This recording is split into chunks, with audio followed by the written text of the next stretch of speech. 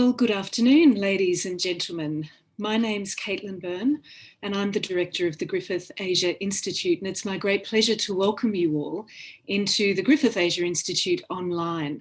This is the first Pacific Outlook webinar for 2021, which is exciting in and of itself. And today's event is a collaborative event between the Griffith Asia Institute's Pacific Hub and Pacific Trade Invest Australia. So I know there are many joining across Zoom and Facebook Live. Welcome wherever you are and however you're joining us. As we begin, I'd firstly like to acknowledge the traditional custodians of the land on which we are meeting today. For me, here in Brisbane, that's the Turrbal and Jagera peoples, but there are many joining from many other lands. In the spirit of reconciliation, I pay my respects to elders past and present, and I extend that respect to all First Nations peoples, including those who might be joining us today. So today's webinar is really going to be an in-conversation session, delving into some of the recent research undertaken by Pacific Trade Invest on the current and ongoing impacts of COVID-19 on businesses across the Pacific. We'll be exploring the primary question: how are businesses in the Pacific really doing? And in doing that, what we hope to do is bring forward both professional and personal perspectives, but also bring different perspectives from different sectors across different parts of the very diverse and dynamic Pacific region to the fore. The discussion today will be moderated by Dr. Tess Newton-Kane, who leads the Pacific Hub work here at Griffith Asia Institute. And we're really pleased with being able to bring this event to you, because what we hope the Pacific Hub is able to do is provide a platform where we can promote and share the related work of academics from across our university, but also provide an intersection point for us to meet, to learn, to share with each other across the wider community more about Australia's near neighbourhood in the Pacific. So Tess will be joined by a truly fabulous panel of speakers today. Firstly, Caleb Jarvis from Trade and Investment, or the Trade and Investment Commissioner for Pacific Trade Invest Australia. I'm sorry, Caleb, my words got mixed up there. Secondly, Liana Scott, General Manager, Moree Beach Club Hotel and President of the Cook Islands Tourism Industry Council. Minoru Nishi, Managing Director of Nishi Trading Company Tonga. And Catherine E. Papani, Acting Business Development Manager and CEO of the Nui Chamber of Commerce. There will be an opportunity for all of you in the audience to engage with our speakers and in today's conversation once we get through the Q&A, once we get through the initial discussion. We'll be inviting you to join in the Q&A. You can share your questions via the function at the bottom of the screen, and you'll be able to upvote questions if you'd like to see them put forward, but you can submit those at any time during today's discussion. Without further ado, let me firstly invite Tess to put on her video and all of our fabulous panellists to join us on the virtual stage. Thanks so much, Tess. Over to you. Thank you very much, Caitlin. And I'd like to add my own welcome to all those who are joining us from across the region. It's great to see that we've had such an enthusiastic response to our invitation to be part of this, our first Pacific Outlook event. And obviously, it's a great pleasure for me to be sharing or facilitating this conversation. Caleb and I have known each other a number of years. We've had various conversations in various places about business in the Pacific.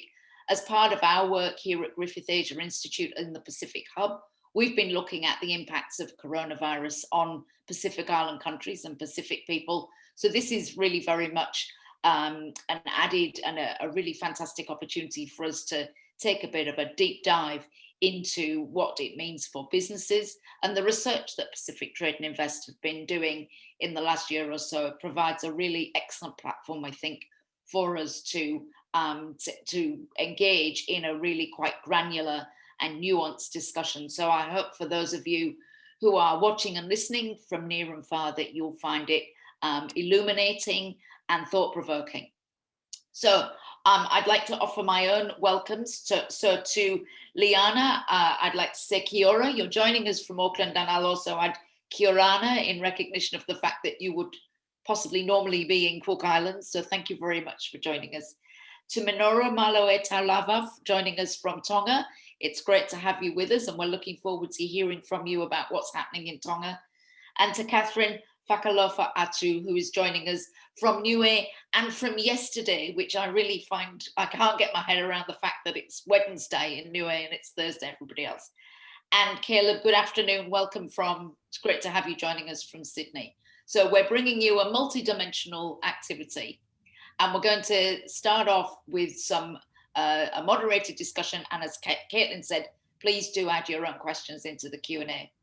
So Caleb, I'd like to go to you first and invite you to share with us your summary of the key findings of this research that you've undertaken over the best part of a year. And perhaps you'd also like to share with us what you see are the headline recommendations that arise from this work. Well, thanks very much, Tess, and hello to everybody, and many thanks to Griffith University for organising and collaborating with us on this panel session. For those of you who don't know us, Pacific Trade Invest is the Pacific's lead trade and investment promotion agency, and we develop and promote businesses and people from across the Pacific through trade, investment and tourism. So we are an agency of the Pacific Islands Forum Secretariat, supporting 16 Forum Island countries from the Blue Pacific, and we are fully funded by the Australian government. In the Pacific, with closed international borders, interrupted trade routes and little access to international assistance, the Lowy Institute believes the past 12 months have set the region back by 10 years. In March and April of 2020, my team and I were speaking daily and directly with exporters and businesses from across the region, and we were hearing firsthand the impact of the COVID-19 lockdown was having on business.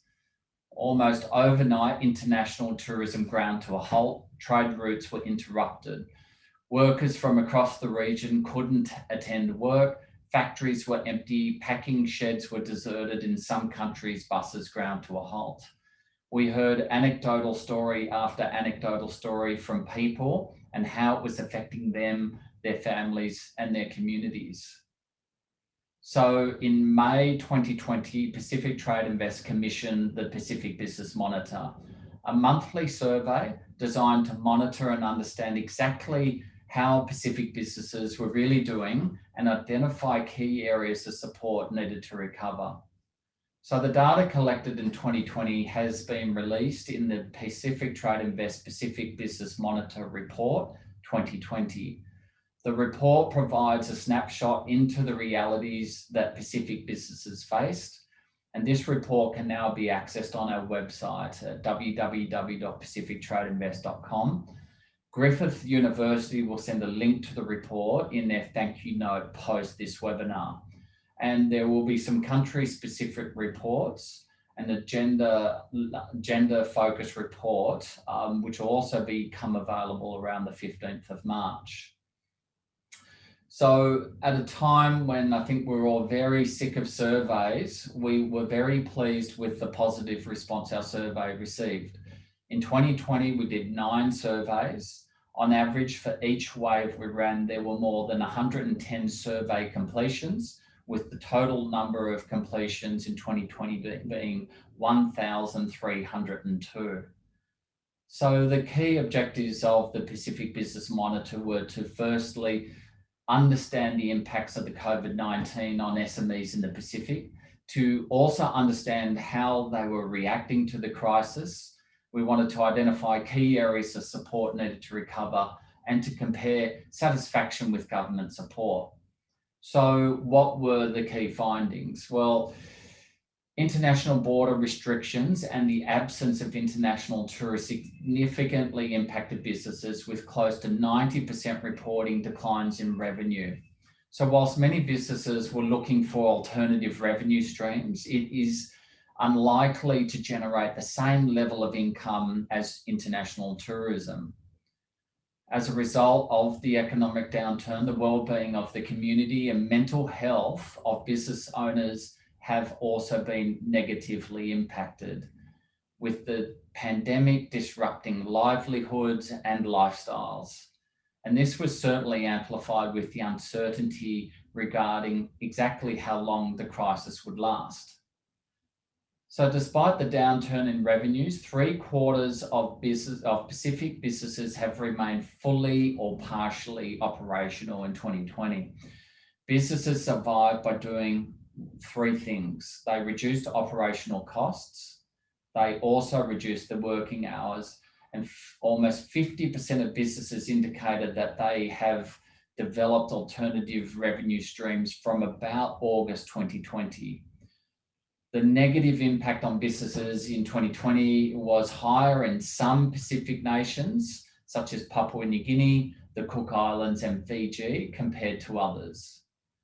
Towards the end of last year, only 22% of businesses in the Cook Islands had returned to full operation, compared to 36% overall in the Pacific Islands. In the middle of last year, 50% of respondents in Fiji didn't believe their businesses would survive, compared to about 32% in the Pacific Islands. Limited government assistance has become less of an issue in recent months. 2/3 of businesses now state that they have been provided with some government support. More positively, the Pacific Business Monitor shows that confidence in business survival has steadily been increasing across the region, with 75% of businesses saying that they will now survive the COVID-19 crisis. So that's a very quick snapshot for you. As I mentioned, the reports are now available on our website. Thank you very much. That's great. Thank you, Caleb. I think that provides a really good introduction for this conversation. What I'd like to do now is ask each of our other panelists to give us your initial, or your maybe even your gut response to what the research has shown, and that might be to reflect on how it, something out of the research that particularly resonates for you, or something that you found surprising. It may even be something that you feel that a gap that this research hasn't addressed. So starting with you, Liana, and then we'll go Liana, then Minoru, and then Catherine. If you could give us your initial responses to what you've read or what you've heard from this research. Sure. So I think the Cook Islands, unlike some of the other Pacific islands, relies very heavily on tourism. So way more than the other Pacific islands. So 76% of our GDP is reliant on tourism. So when I was talking to Minoru earlier, and he was giving a bit of insight about exports, that sort of interests us, because it definitely means we have to look at diversifying, or at least seeing what else is out there so we can survive. At the moment, we have businesses either closed or semi-open. And when I say semi-open, there are no guests, but the restaurant might be open, or there are no guests and the spa might be open, and maybe the significant trade might be, during the weekend. So things are really, really tough. We have had really good support from government, and it happened instantly. So we're very pleased about that. All the wages is covered under a wage subsidy. Without that, I just don't see how businesses could survive any longer. So the scary thing is we're very much reliant on governments, and we're very much reliant on the subsidies that are provided at present. And in order to diversify, that's not a short-term plan, that's a long-term plan. The buildings, are established, they're built. You can't change a villa into a agricultural plot and those sorts of things. So those investments have been made, and I think the only thing we can do is really ride out the time that we need to. And the sooner the vaccine rolls out in New Zealand and Australia, and then of course the Cook Islands and the other Pacific Islands, is really the sooner we can see some money flow from outside of our island. Yeah. Thank you, Liana. Minoru, I'd like to turn to you next, and perhaps you could give us your initial responses to what you've learned from this research that Pacific Trade and Invest has been carrying out. Yeah, thank you, Tess. I guess for us was and getting the research was the initial shock for businesses here, and in particular us, of the loss of revenue. And interestingly enough, whilst majority of our businesses in agriculture, we suffered a lot in our domestic part of the business. We've diversified over the years and understood that agriculture isn't a win-win every year, and so we've had our businesses quite diverse. But what was interesting for us in the research is that there wasn't our exports actually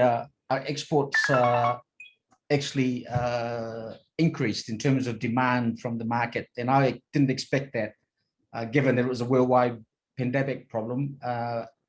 The orders were through the roof in some areas of our produce that we had, so that was really interesting for us, and it was good for our farmers. But the downside of it was that as the year went on, we had other issues, logistic issues, delays of borders, increased costs for freight because of COVID, and that impacted our bottom line to a certain extent.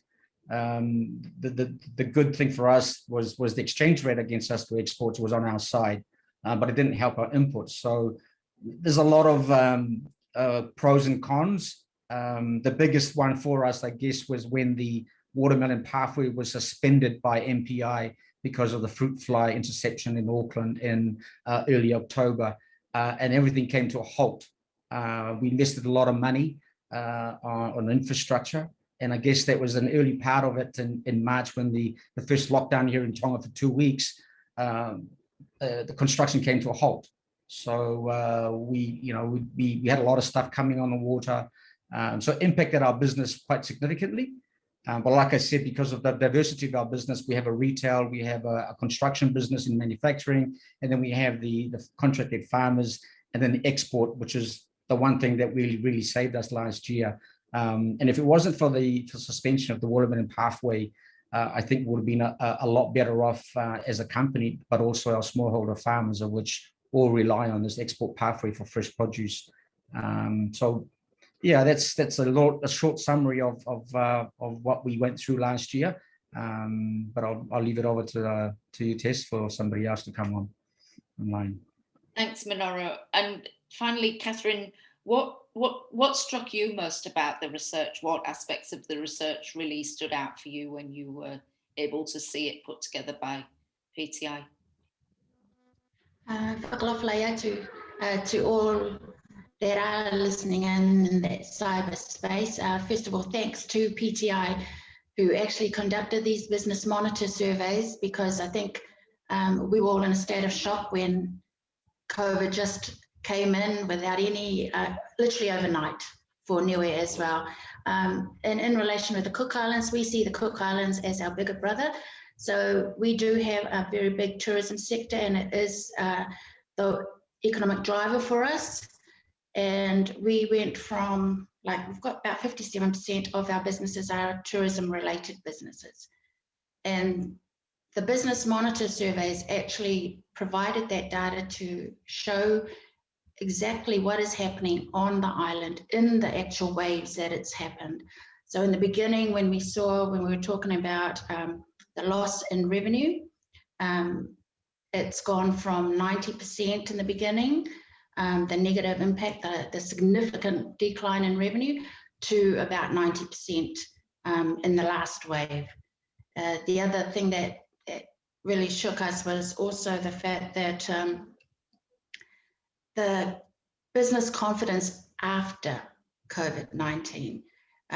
In the beginning, it was 31%. Businesses were confident because we thought, okay, in March, when we were in lockdown because of New Zealand and in lockdown, so all the flights were restricted, flights were cut down. We only had 2 flights a week, and then it went down to 1 flight a week, and now it's actually kind of like a fortnight. But it's been heart-wrenching for our businesses, and it's actually quite hard because we support all businesses in the chamber, and to have to, we have 320 members, and to have to try to look at their operations, find alternative means of income, look at cutting down costs. It's not an easly task. And we might be small, but you know, the impacts are quite significant for some majority of our businesses here. And like Liana and the cooks, we're surviving because of government support with the government wage subsidy. And that's the continuation of that is imperative to go on. But at the moment, our government also is suffering in relation to income. So it is a fine line, and I'm just grateful that we can show that kind of data, like you say, and that is a platform to be used to show government and get them engaged to give us more support. And in fact, today, continuing support, because NEWA is kind of like on this borderline of the wage subsidy might finish, the wage subsidy might continue, and it all depends on government financing. So yeah, it is a very difficult time, and those business monitor surveys are very important. Thank you, Catherine. Thank you all. Caleb, I might come back to you and just ask, as you know, as the commissioners of this research, and obviously you've been seeing the data come in over the whole period. Was there anything about what came out of that that was a surprise for you? Was there was there anything that particularly struck you or that you weren't expecting to see reflected in the data? Thanks, Tess. And I just want to take this opportunity to single out Catherine. You know, I know from the conversations I've had with people all across the region, this has been an incredibly difficult time. And Catherine has really been such a great advocate and a leader within her community, and she's to be given all our thanks and support, but not just for her country, but across the region. So thanks, Catherine, for everything that you've done since this crisis hit. When I look at, we really have trawled over the results of the surveys. We've really listened to the information that we've got. And I suppose firstly and foremost that, you know, what we understand is that each country and each business is different and unique in their own way. Like, I haven't heard the same story once since the pandemic hit. And as some wise person said to me this week, is that whilst the Pacific was all caught up in the same storm, each country was trapped in its own unique boat that was very different. It's not a surprise, but we really witness that the Pacific Island people are incredibly resilient and have relied heavily on their families and communities, you know, throughout this, and diaspora communities as well, with high levels of remittances coming through. Importantly, and it's been talked about already, there really is a need for greater diversification across the region and in countries and communities, especially for those countries heavily relying on tourism. You know, they're the ones who have been hit, you know, harder than others. And a couple other points is that we really knew that this was a time for our organisation to come forward with some really practical and pragmatic support. So what we did is we doubled our efforts down with sea freight exporters, as Manoa referred to. Initially, our sea freight clients had quite a big uplift in orders because, you know, supermarkets around the world were having their shelves emptied, and so the supermarkets and distributors were ordering up big, and initially we saw quite an uptick, and so we got behind that change in trajectory and really supported the sea freight exporters as much as we possibly could. And in response, we really, we've recently launched a COVID-19 freight assistance package, which provides small grants, you know, up to about $2,500 Australian dollars each for each exporter. We provided business grants through our impact support program for SMEs. And finally, one of the biggest takeaways is that from the research, we know that 1/3 of businesses are now looking to improve and implement on their online commerce capabilities.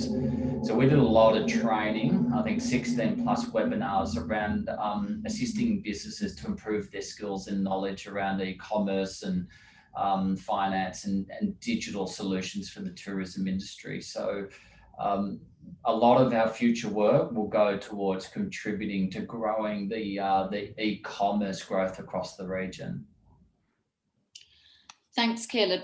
One of the things that that you all sort of kind of touched on, and I'd like to, if possible, explore a little further, is how this crisis and also this research and the data, how do you see this affecting the relationships between business and government in each of your countries? I think if we look across the region as a whole, it's often the case that those state-business relationships are maybe not as well formed as we might like them to be. Sometimes they can be quite fractious.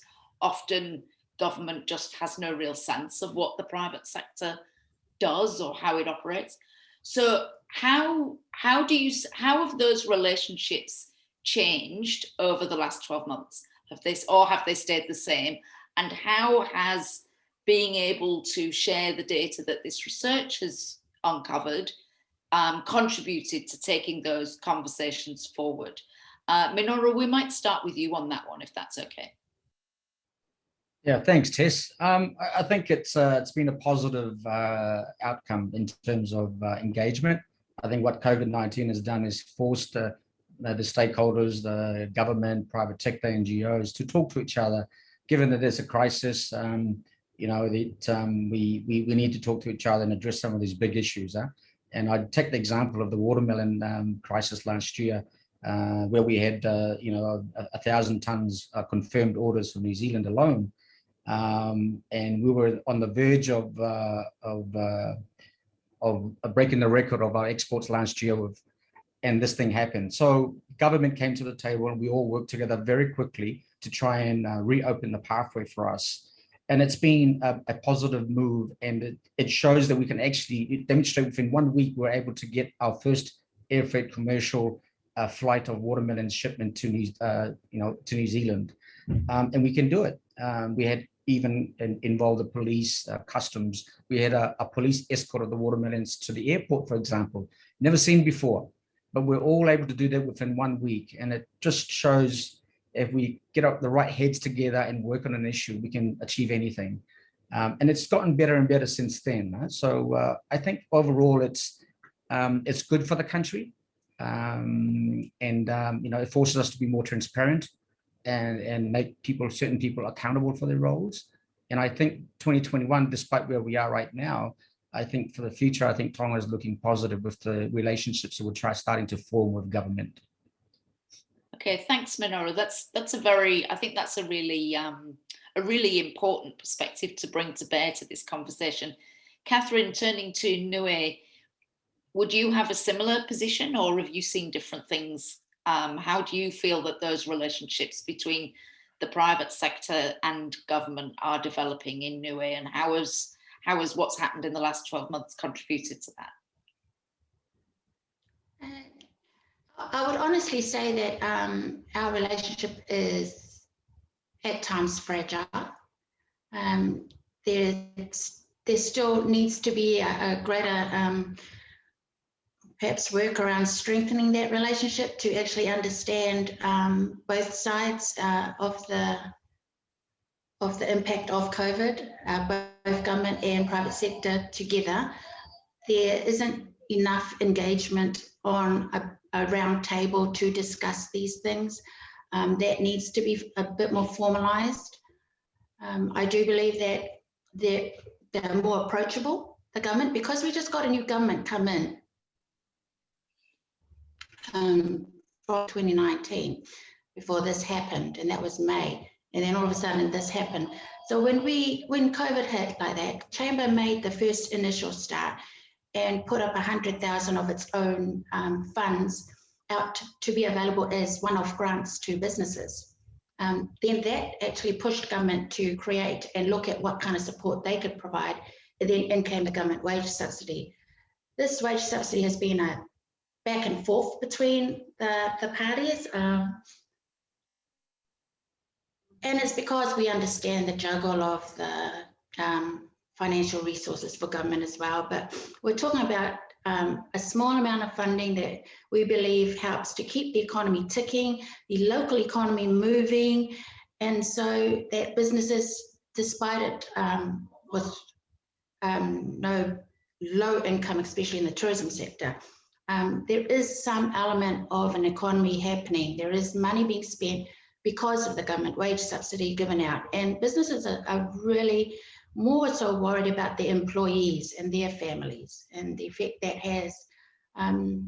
But we'd like to have more of an engagement with the government, a formalized one, and actually be able to help advise them in relation to giving them the real picture on what's happening ground level in private sector and in businesses. And I think with this business monitor survey, that helps us a lot, showing the data in front of them, because we don't have an economic department like, you know, the bigger countries that actually do all this data analysis, that do all this work.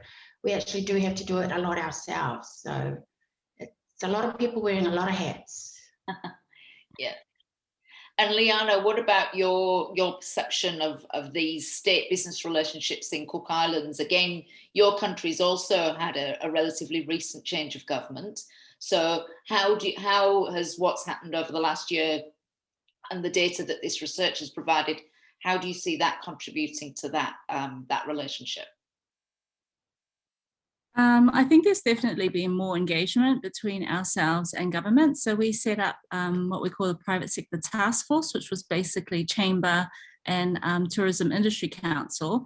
And forming that Private Sector Task Force, we were able to assist government with some of their comms and some of the messages that went out to industry. So that helped with the relationship, and we meet with MFEM, with Ministry of Economic and Finance. We try and meet once a week or once a fortnight, so that certainly helps. I think where government is lacking in the islands is probably the sense of urgency. So every week or every day, every month that this prolongs, is every day or month that businesses are closed and really suffering. So there's not just the cost of no revenue coming in, there's the cost of sustaining business and making sure that they can bounce back as quickly as possible. We also, private sector didn't see government do anything to save funds. And so we always think of the worst case scenario, and this going a lot longer than anyone could anticipate, but we've got to put it on the table. And I think that seeing nothing change in the public sector as an example, quite big expenditure in infrastructure on the islands, a lot of the roads are getting done. And I understand that that's putting money into the economy, but it's still government's money going into the economy and getting spent within the economy. There's nothing new coming in. So we prepare a whole lot of white papers, and they may pick up one or two of the items on the white papers that we prepare. And we understand that that's the way the game works. So, look, they're not perfect, but they certainly have been a lot more open to listening to us, to taking on some of the recommendations. So that's kind of the relationship we have now. We don't want to be too headstrong with some of the things we want to push, because we realize it's a working relationship. So sometimes we have to tread on eggshells, and other times we need to knock on the door and be there face to face to put our argument forward. And you may need to say it a few times to get it through, but otherwise it's all we can really do at this stage. Okay, thank you. Caleb, looking sort of more generally across the region as a whole, what's your perception of how this research has been viewed by governments, ministries of trade, or the economic ministers? How have you had any feedback from policymakers in the region as to what they see they can use this research for?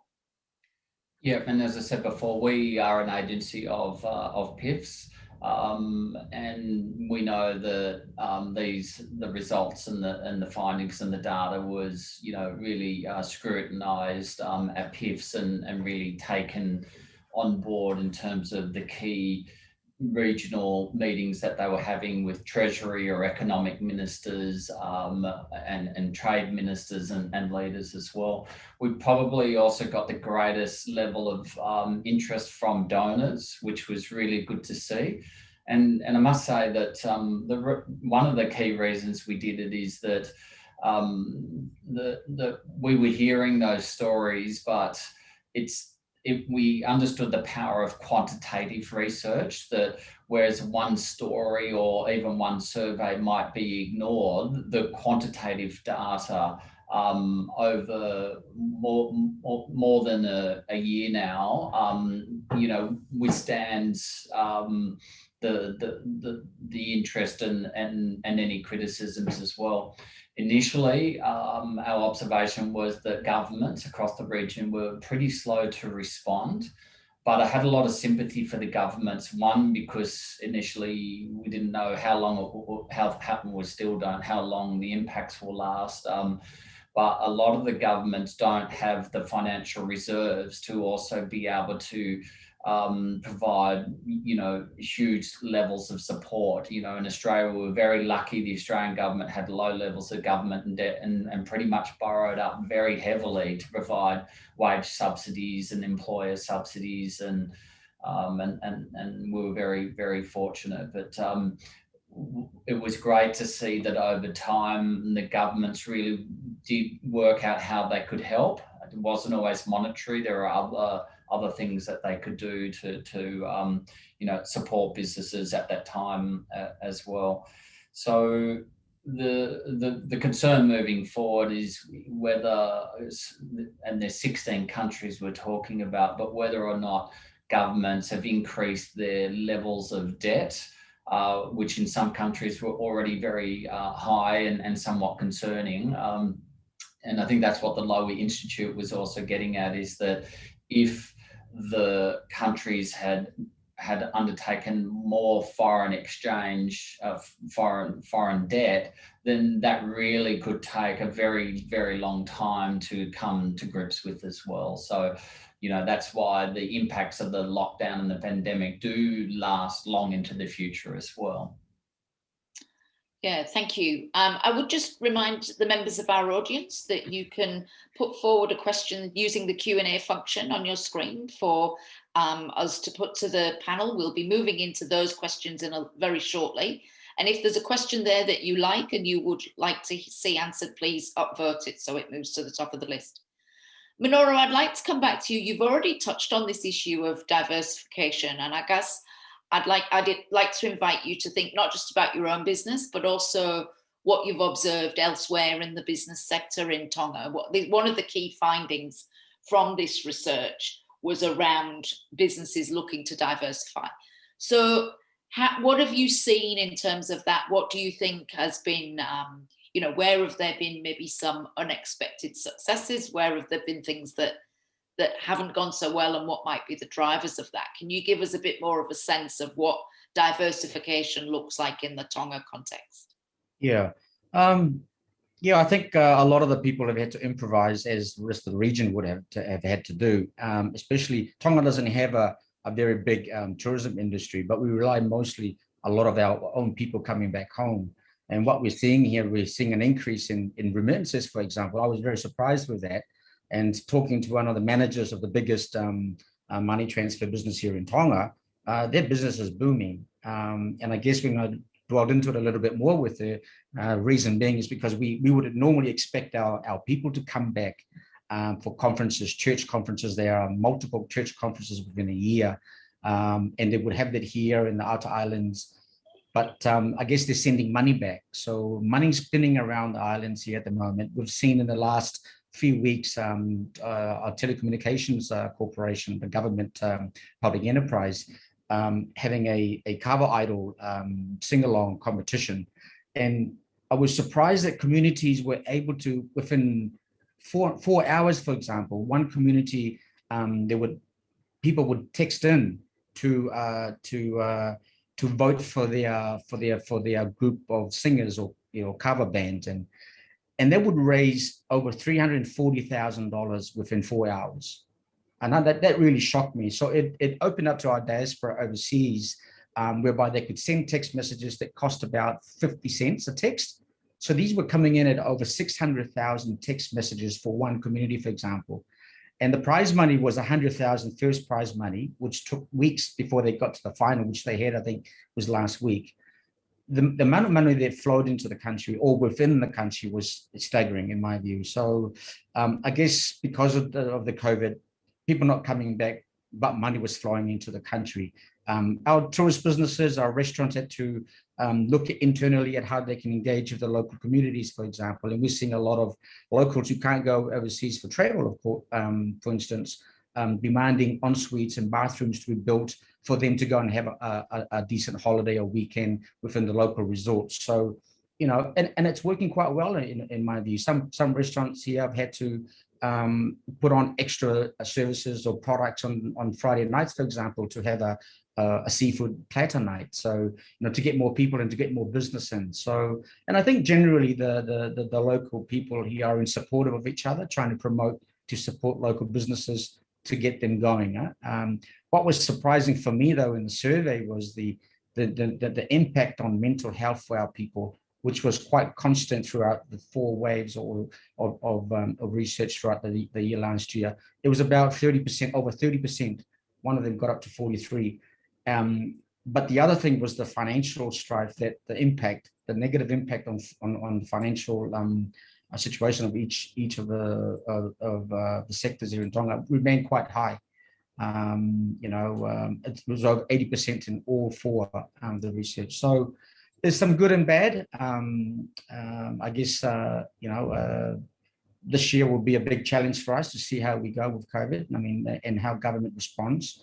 But I think overall, in terms of businesses here in Tonga, I think we're quite resilient, given that we are used to the impacts of climate change for decades here in the Pacific, and it just makes us stronger. So, like I said, we improvise and look at how we can actually diversify, and we're doing that right now with our businesses here. For example, our own business here, looking at the value adding, looking at how we can collaborate with other businesses. We can't get a container on our own to a market, but we can share a container, for example, with another business. And those sort of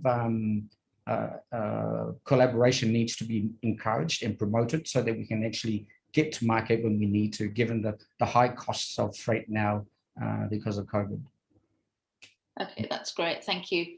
Liana, I might turn to you now. And you have already touched on this, but I'm hoping you can give us a bit more detail on this about, as we saw from the research, Cook Islands was one of the countries that's been most significantly affected, largely because, as you say, the reliance on tourism is such a significant part of the economic mix. So what does that actually look like on the ground? Well, how have businesses responded? The good, the bad, and possibly the unfortunate. What does business life look like in Cook Islands at the moment? I think just to put things in perspective, because people have been talking about diversifying quite a lot, like why don't you diversify, or why don't you reach out to your local market? Just to put things in perspective, like our population is small and Niue is even smaller. So to expect, like in New Zealand, from people from the North Island to travel down to the South Island and that local people will use your facilities, it's just not a thing, probably in Niue as well, because it's just tiny population. I wear a few hats in the island. So I've got a buggy and quad tour company. So that had to close down completely because it was pointless keeping open. We've got some bungalows and villas. So we have closed that. We did leave it as backup for staff accommodation in the event things got really bad. The Cook Islands is really unique as well because we're one of the few islands in the whole of the Pacific that have the opposite of unemployment. So we don't have enough local people to work in our island. We are fortunate in that we have New Zealand passports. So what happens normally is young people would go to university in New Zealand or Australia or Fiji, and they pretty much get used to the greener pastures, if you like, and then it's very hard to get them back to the islands to want to stay and invest once they've sort of seen the bright lights of the city. So I think there were a couple of things that were significant worries for us. The first is depopulation. So the last time we had a significant change was when we had depopulation, and our public service had to be lowered, and we had a lot of people leave and go to New Zealand to get employment, and you can't blame them. That started again, so we've had some young people leave to do work in the meatworks in New Zealand, looking at opportunities. They were fortunate enough to get out early, to get to Australia, to go in the mines and those sorts of things.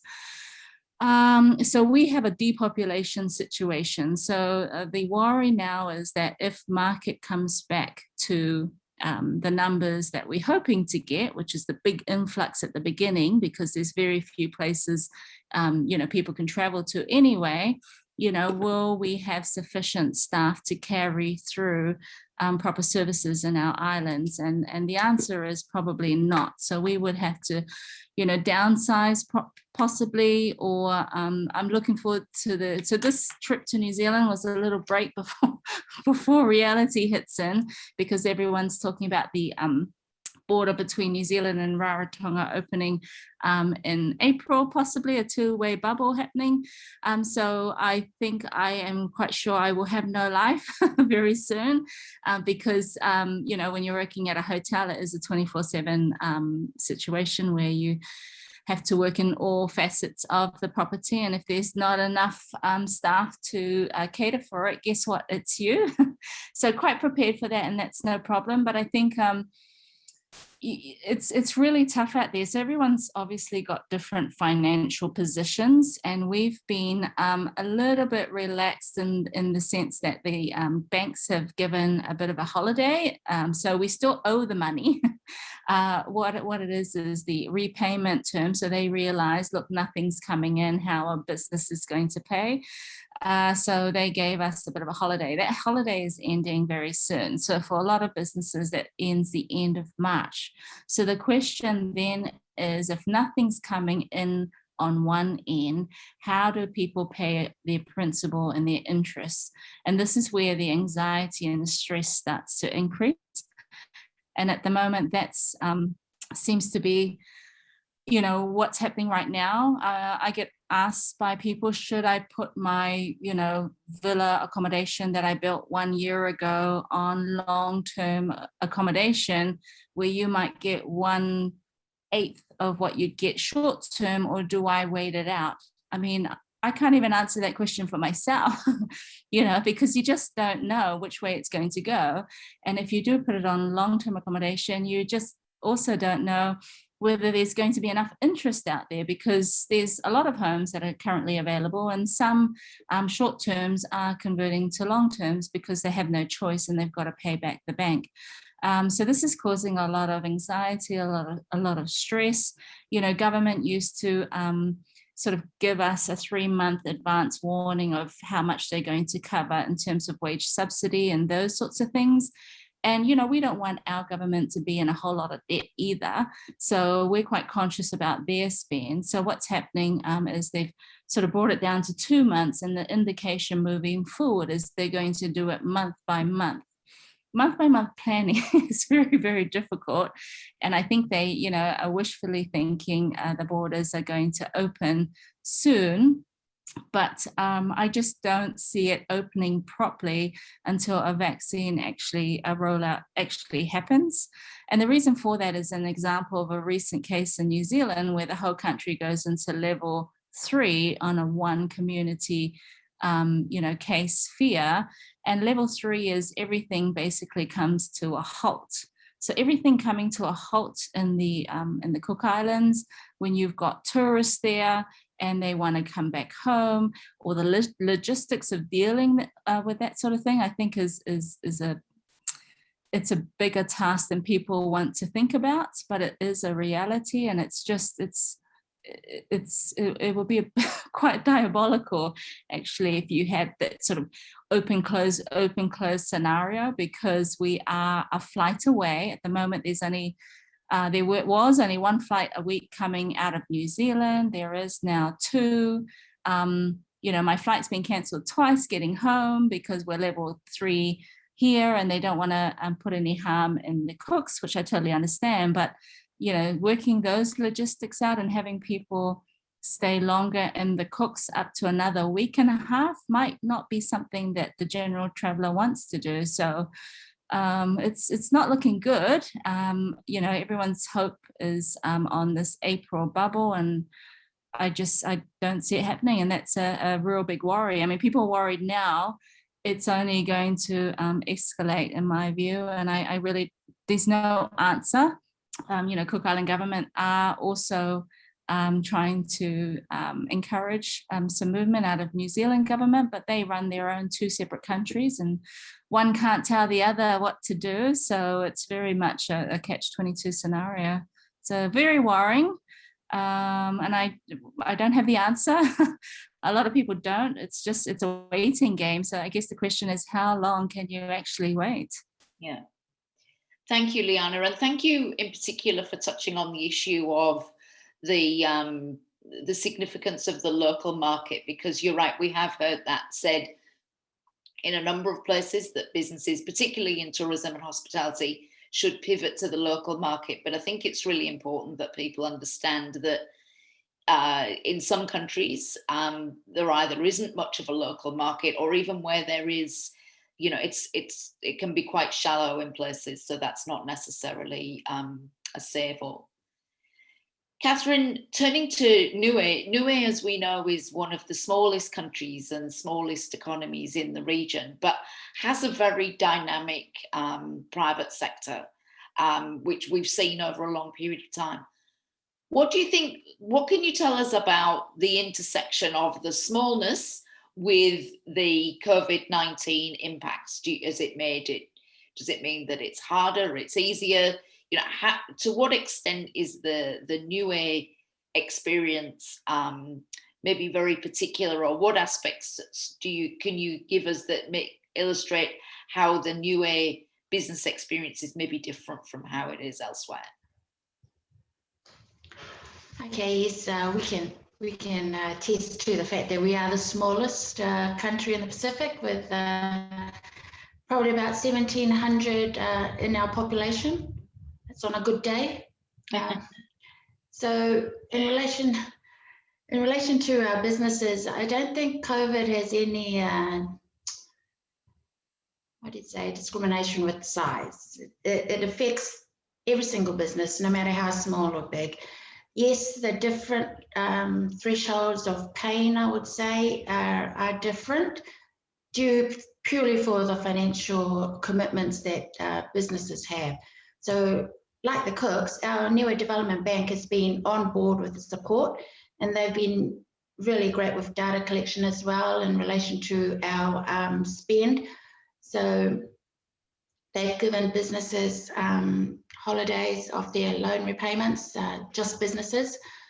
They've given they've got some commercial property, so they've given some rent relief as well in that space, and that's all helped the businesses. But the main business sector that we are concerned about the most is the accommodation sector. So we had a booming tourism season year 2019 to 2020.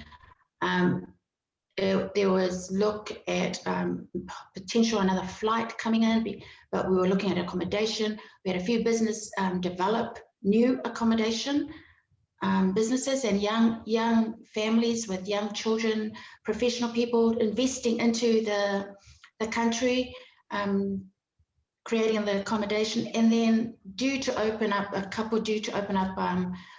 beginning of April last year, and then of course in March, COVID. So what do? They've a lot of money invested, the business loan's still there. The biggest hit has been refunding of prepaid bookings, which has put a lot of the accommodation businesses out of cash flow management. It's different scopes for the different types of businesses that we have. Our biggest accommodation provider here is Scenic Marapai, and they are managed by Scenic Holdings in New Zealand. But big workforce under them, and they're closed at the moment. They are generally open for the local market in the sense of functions, workshops, but in between they'll close. They did a function for the Valentine's Day, so that brought in a little bit of work for their employees. But again, this is all work done sporadically. It's ad hoc. In a sense, it's not confirmed employment for the employees. So the wage subsidy is really important, that it keeps the families and employees with some bit of money in there. But for me, I don't see the size of the business, whether it's smaller, has a smaller impact, because everyone's situation is different. To them, their impact is massive in relation to the way they operate. The income has gone from some income to absolutely zero income. And whilst we have not yet got any businesses closed, they have reduced operations, or just like Liana was alluding to, kind of waiting to see what happens, waiting for that moment when are we going to get the borders to open. But the first thing is, we need to be vaccinated, and 1,700 people, if you looked at Papatoetoe High School, that's practically the whole school that was tested, which means we could just eventually be like Papatoetoe and have us vaccinated first. That's an assurance for business owners, because even if the borders open, there's still that concern whether we've got our health processes in place that will protect the tourists, and more so important, our population. 1,700 people is a country for us, and one person who might get it, like a community case, would be disastrous. And I think when Minoru, obviously, Tonga sounds great. I mean, it's good to hear some positive coming in the Pacific. And then why aren't we talking about a regional plane hopping around between our COVID-free countries at the moment? Because for us, we're COVID-free and tourist-free. So, I mean, why isn't that explored in depth? Because Tonga's got a population that's demanding people to create accommodation and specific suites. And we've got accommodation that's waiting for people, and so has the cooks. So, yeah, it's those kind of discussions that need to happen on the top level. Yeah, thank you very much, Catherine, and thank you for reminding and reiterating the fact that protecting the health of Pacific populations is very much at the forefront of everyone's minds, whether it's business, government, development partners. I mean, that really does have to be where this conversation starts and ends, but obviously that within that there are all these different aspects. And the talk of the travel bubbles is quite interesting. You may have seen that Vanuatu and New Caledonia are looking at possibly opening a two-way bubble next month, which would be certainly for Vanuatu's tourism industry, that would be a significant fillip if they could have tourists coming from New Caledonia, or a recommencement of that movement. So I think there is more to talk about in terms of intra-regional exchanges, even if we can't go outside or the outsiders can't come into our countries. We're going to move now to some of the questions that we've received from our audience. Thank you to everyone that has submitted a question, and we'll try and get through as many of them as possible.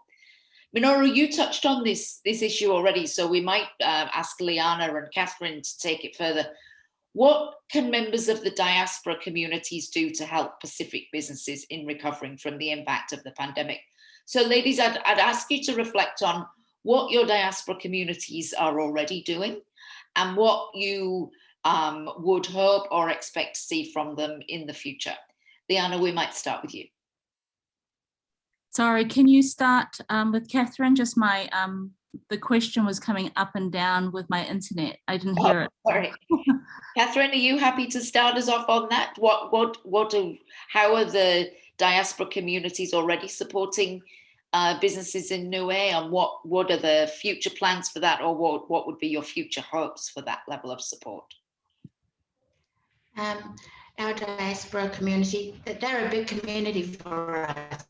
There's about 20,000 out there, Niueans, counting in New Zealand and Australia, as opposed to 1,700 on the rock itself. They've been helping in the sense there's been a couple of companies that we discussed about pre our panel discussion, where they've invested in assisting our growers, especially so in the taro, the agriculture field. So there's an export of that over to Australia and to New Zealand. There's still some minor issues to resolve at the borders in relation to quarantine and security like that on the borderline, but that is being worked on. And that's where the help has been coming through, because it's generally the Niueans overseas that have been buying up all the taro. And we know in the Pacific that Niue has the best taro in the Pacific. Yeah, see, they're both saying that. So that's a starting point for us. And there's two businesses that are actually doing that, which is good for our growers. There's a market there, and everybody can plant taro here and have got a lot of land. But that doesn't solve also an issue with, again, our tourism sector. That provides another form of revenue for families that they can have, but it still doesn't solve a lot of issues. We used to have a lot of remittances going out of Niue to our families overseas. That was more so than any other Pacific island. We've seen a lot more coming in, and mainly this is due to because families can't travel. We have a lot of Niueans that will come back and forth, and that's for hair cutting ceremonies, ear piercing ceremonies. They'll bring families in with weddings and so, but now because of there's no travel, they're actually sending that money in and supporting that way. What would be good to see is probably a connection to our business communities over there, and perhaps looking at how any assistance can be done, not just in financial way, in the marketing sense, and maybe they've got a network. There is a lot more engagement that's required, because it's been quite a them and us sort of thing, because we're all so busy doing our own thing. We don't often get a chance to connect together, but definitely we should be also looking at our communities overseas and making some connections and say, hey, how could you help? I know families, we all have families overseas. They've been helping, they've been sending money to help out, but that's where we are in Niue in relation to that. We definitely don't want anyone leaving Niue, that's for sure. No, you need to hold on to all the people you've got. But I think the point you made about increasing business-to-business linkages is really important, and one that I think merits a lot more consideration. So thank you for raising that. Liana, how about you? What's the situation? What role is the diaspora community playing, and what other roles do you think it could play? Well, other roles they could play is when you come to Rarotonga, don't stay with family. You're tourists, so boring staying with family. There's a lot of rental accommodation at the moment that's very, very, very reasonable. Probably, instead of $500 a night, or some of the really flash villas with the pool and that sort of stuff, they're down to almost a third of that. So very reasonable rate-wise. The people coming back is usually for a purpose. Unfortunately, it's for a funeral. There isn't too many weddings happening at the moment. On the island, there'll be a few local ones, but otherwise, a huge population in Australia and New Zealand of our Cook Island community, our Cook Island people. There's very strong ties to these people. Again, just whatever support they can give us. There's a lot of, one of the initiatives of government was to do some training. So down and assist us. I think where we need the most assistance assistance right now is in the medical field, so assistance in getting the vaccine rolled out, you know, with lab technicians, those sorts of underground people is what we need. We do have an open border for Cook Islanders returning to the Cook Islands. So yeah, like just our people back home to work in those gaps is very important, especially with foreign workers going back home for whatever reason, is going to leave a gap. And the issue is going to be when business starts, we can't get the foreign worker back to the islands because you know, too much red tape getting through the different countries. So you know, Cook Island people, we need you to return home and be there for your people. And then when things are back to normal, you can leave. Okay, thank you. That's great.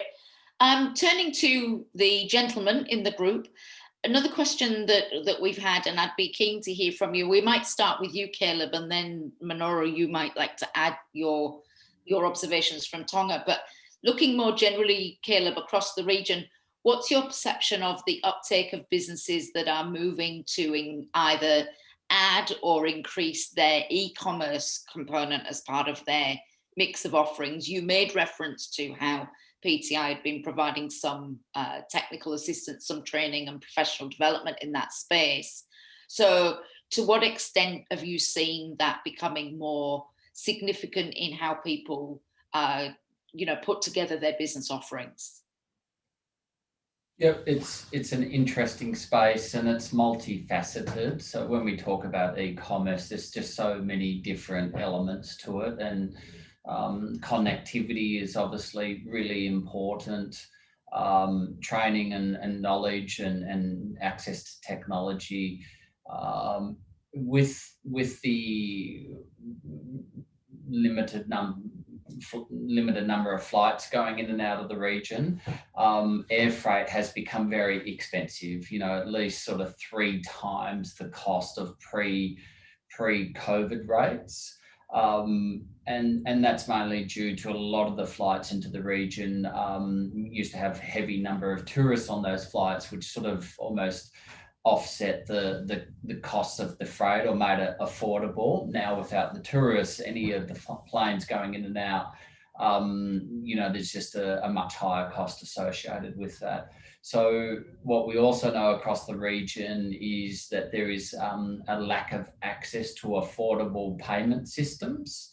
So that's an ongoing issue. So a lot of challenges in that space, but it's really critical that the Pacific businesses and new entrepreneurs do engage in e-commerce, because it is just so important in terms of the way products will get transacted in the future. They refer to it as we're in the midst of the 4th industrial revolution, which is a digital revolution. And we just don't want the Pacific to miss out on that. So a lot of our work is going to, look at those issues and come up with offerings around that. So first thing is an educational piece. It's training and development around, well, how do you utilize some of this technology? We've been doing that quite successfully with our digital tourism program for about 5 years.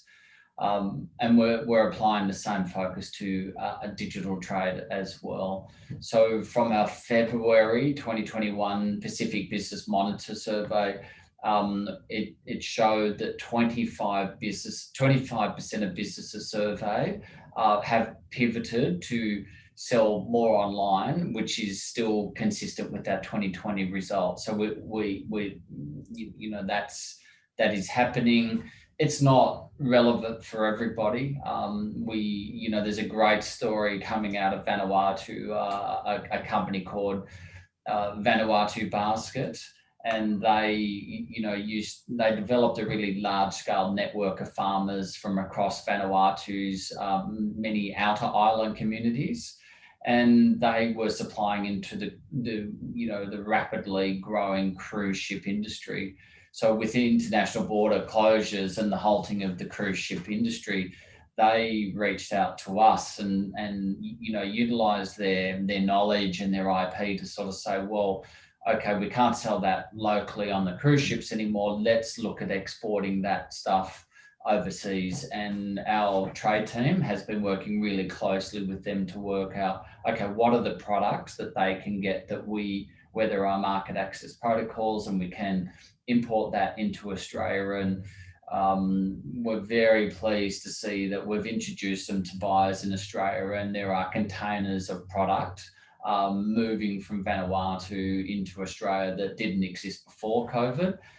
Once international tourism comes back, there's no reason why they won't still have that export business. So they'll actually in time end up with, you know, another new revenue stream as well. But you know, back to e-commerce, it's critical. There are solutions around disrupting online payment platforms across the region. It's a very technical conversation, so we won't get into it now, but more needs to be done in that space. And over time, if we get more volume moving, particularly by air freight, then that can help drive down the cost of air freight for small parcel logistics as well. So a very exciting space. We're seeing great businesses pop up around the region.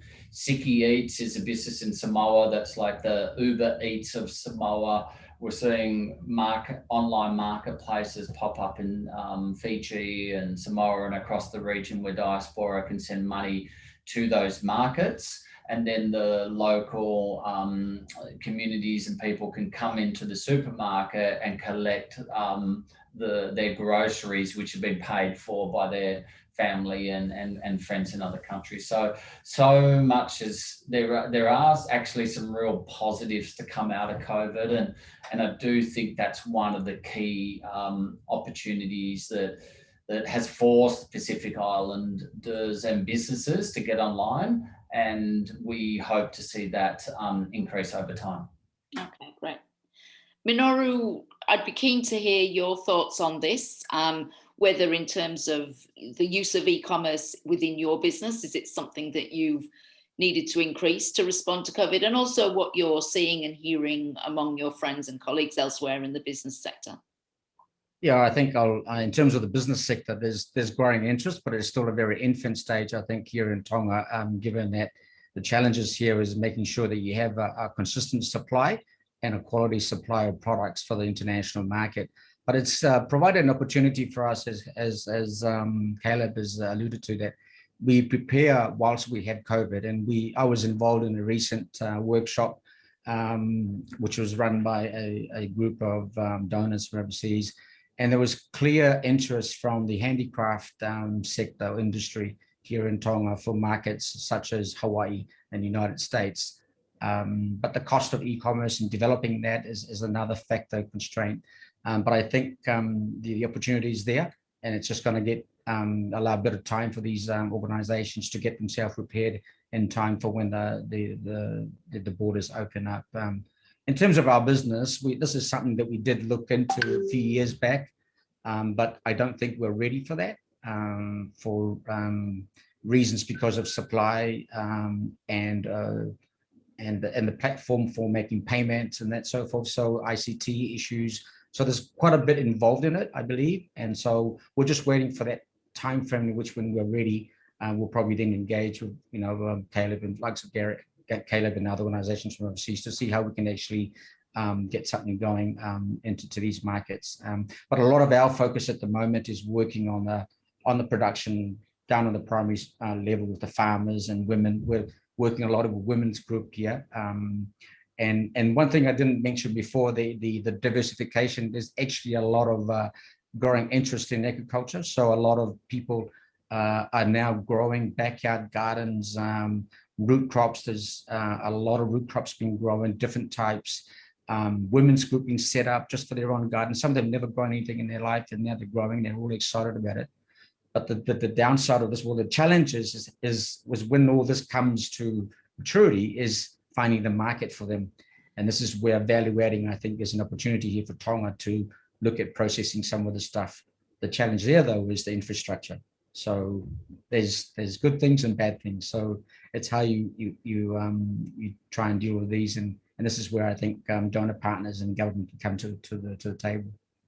Yeah, and can I just respond to that with Minoru, which I should have mentioned a moment ago, but yesterday we ran what we call our social media masterclass, which is really educating businesses around how to market their business and their products through social media channels like Facebook Marketplace and Instagram. Yesterday, we had 359 Fijian businesses register to attend that webinar, which is just absolutely huge. We ran that last year in Fiji as well. So we know there is a real desire for knowledge and getting into that space. And Minoru, we are looking to run that same program in Tonga, probably in May as well. So, you know, we might talk to you offline and the minister about promoting that. Yeah, I think as we know, it is very much an emerging part of the bigger conversation in the Pacific. And I think one of the things which hasn't been touched on there, but may become part of this conversation further on, is in terms of these business to business linkages and how, as countries do become more connected and have better access to more data and more affordable data, how that can work for service industries, because there's a lot of work that can be done, whether it's bookkeeping, financial services, and other things that can be done remotely, provided you have access to the right sort of digital infrastructure. So there's no reason why somebody's cousin's accountancy practice in Utah can't subcontract to accountants that live in Nuku'alofa once those systems are all in place. I think that's another, I don't know that it's ever going to be huge, but it's certainly another part of the conversation. So another question we have here from Paul Finch goes back to something we talked about earlier around the overall general feeling that there was at least more engagement between private sector and government players in the countries where you live and work. And there was more, you know, that was a patchy conversation, if you like. In some areas it was going well, in other areas it needed to be more developed.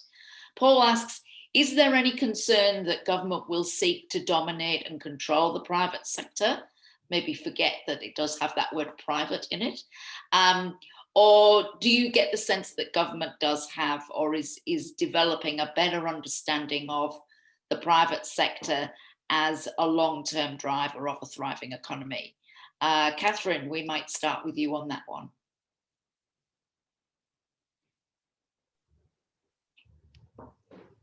Thanks, Paul Finch, for that question. I was just talking with Paul, I think he's from the Nauru Chamber of Commerce, but I think overall it's a developing one.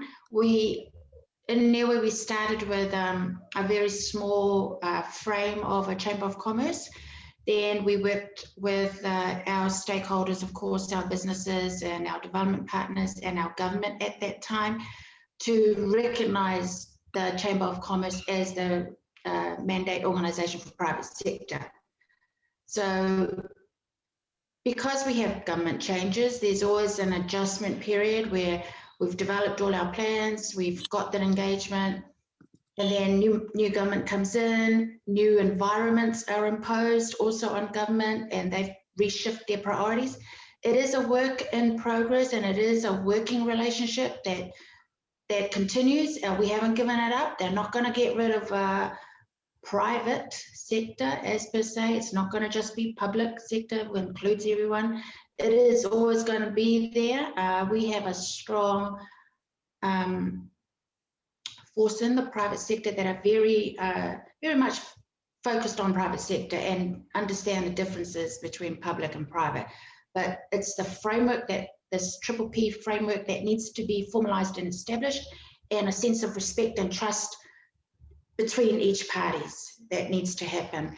And it is ongoing. And the good thing about our government is that this year, despite all the COVID, we've actually managed to put a private sector member, or they've put a private sector member in each one of their government boards. And that to us is a strong start, because that's where we can get into the know of a lot of things. So it is a developing working relationship. Thank you, Catherine. Minoru, you were quite positive about the changing nature of that relationship between government and the private sector in Tonga. Are there any red flags for you or any concerns that you have about risks associated with that? I think there will always be red flags here and there, depending on what sector you're talking to. And we're really at the mercy of politicians when we're talking about private PPP, private-public partnerships. And it's Catherine literally took the words out of my mouth when we talked about, the challenges with creating partnerships with government. But it's finding. I think it depends on what government really wants, and at the end of the day, here in Tonga, for example, we are voted. They voted in based on constituents in which they live. The politicians live, and they've got 4 years in term to do something to reflect the needs of the community in which they live. So I see a risk here in that there's no real overarching policy for the whole country as a whole. We need a 50-year roadmap that once everybody sees and knows, and then you've got your pockets of constituents where you provide service and support to. For private sector, if we had such a roadmap, I think it'll be clear and it'll be easier for us to advocate for things to change, to support and develop and grow the economy overall. So it comes down to leadership, and both in private and public, and how we actually massage those relationships to ensure that we have a sustainable economy at the end of the day. And like Catherine said, it's a work in progress. It's a matter of finding a good balance between the two and making sure that systems are put in place, policies are to reflect the needs of the communities. And I think it should be a bottom-up approach. And I take the example of the Tonga's agriculture sector plan. It was the first developed in the region, whereby we consulted all communities in Tonga, all the islands up north and right throughout, church leaders, private sector, women, youth, different groups, because they all have different needs. So such a plan should be for each sector, major sector. We don't have many in Tonga, for example. We have a small tourism, we have manufacturing, mainly we have agriculture as our backbone and fishery. So if we had a sector plan developed from the bottom-up approach, the voices of the communities are then heard, and then policy and government then develop such a framework to support that. And the people will engage, and why they engage is because it was their plan developed from the bottom, yeah, and then donors will engage. So we have such a plan here. I think we're working on trying to implement some of those plans, and we have a strong NGO here that's leading the way. But we need government. Again, it comes down to massaging the relationship and finding good, strong private sector representatives on certain boards, such as Chamber of Commerce, is the arm to advocate to government. But yeah, I think with the COVID here, I've seen a good positive outcome already with one industry, the watermelon industry. And I think will be more of that. We have a good trade minister in place now, who understands more about private sector needs. And I think the future is bright if they can continue that and actually, see if we can see some positive quick wins in 2021. I think hopefully that will be reflected in other areas of the economy and policy makers. Okay, thank you. And hopefully that addresses, we had a question there about some advice for the business community in Palau who feels that they need to have better relationships with government there. So hopefully that's given our Palau colleagues some sense of what this could look like and the fact that it is a journey and everyone's at different stages. I'm going to wrap things up now. The first thing I'm going to do is apologise to the people who put forward questions that we haven't had time to answer. I think I know I've certainly learned a lot from our panelists. I hope that those of you in the audience also feel that you have a better and deeper understanding of the challenges and the resilience and the stories of business operatives in the Pacific Island countries we've had represented. So thank you very much again for joining us. Thank you for putting forward your questions. And again, my apologies that we weren't able to address them all in the time that we had available.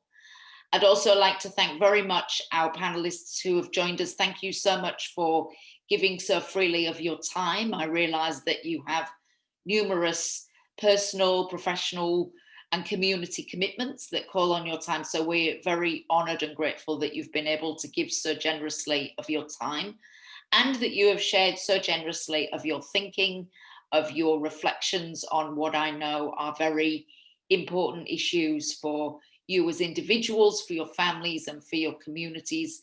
I hope that you feel that by being able to be part of this, it's been of benefit to you to be able to share your thinking with others and to hear from colleagues across the region. And once again, I'd like to thank Pacific Trade and Invest for being our partners on this, for doing this research, which has given us a great platform. I think we'll be coming back to it. I think there'll be more to talk about.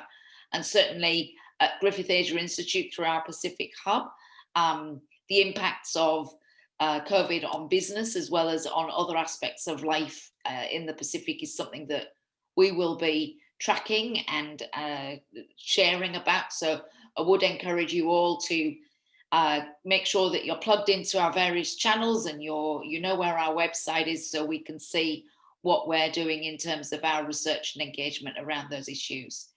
Thank you all very much, and I wish you all a good day and a good rest of week. Thank you.